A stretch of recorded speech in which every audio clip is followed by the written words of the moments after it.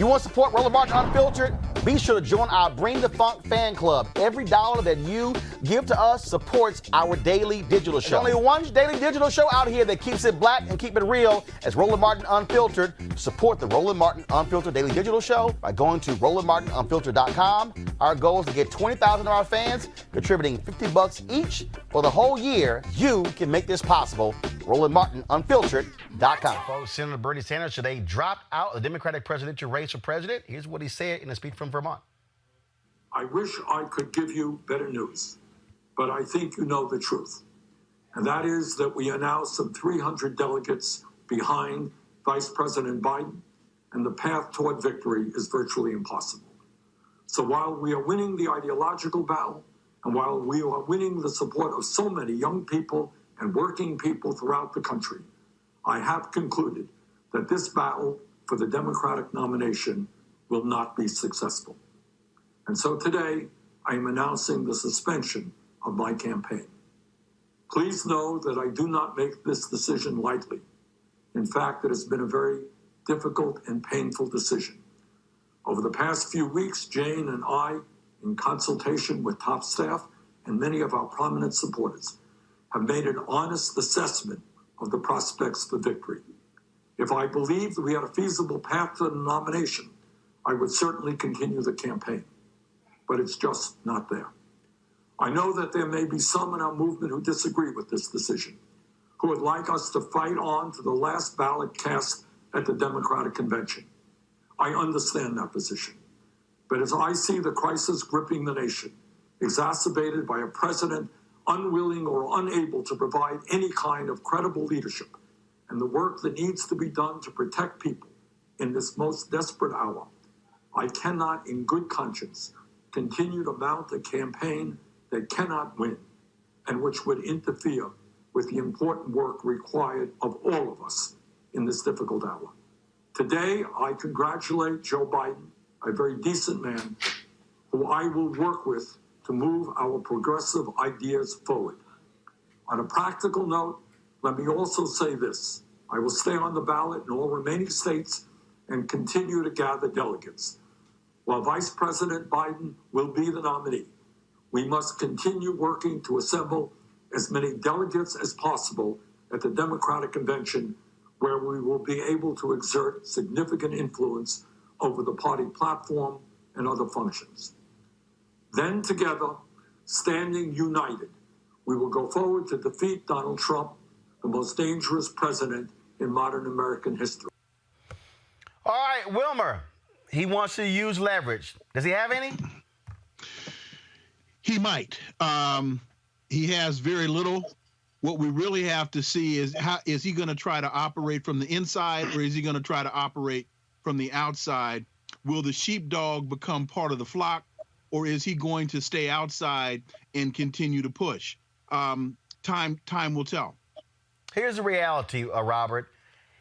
You got to make a decision. And what I mean by that is you can't play an inside game from the outside. You can't say, I want to have influence, but I want to be on the outside, because the reality is in order to have influence, you've got to be on the inside to actually do it.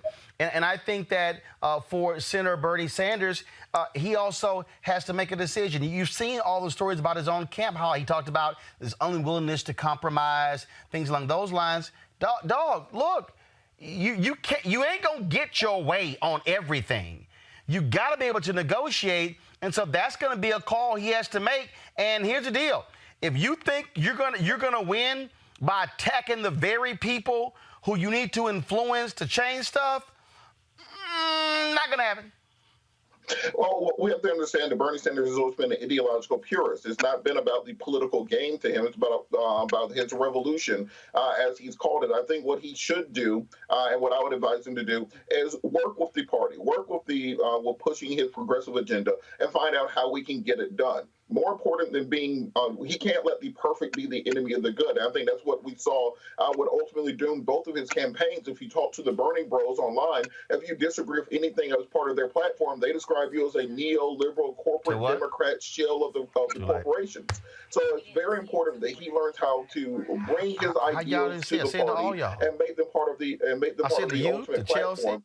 He is still carrying the torch from the Jackson '84 campaign. And I think that we should bring many of those ideas back.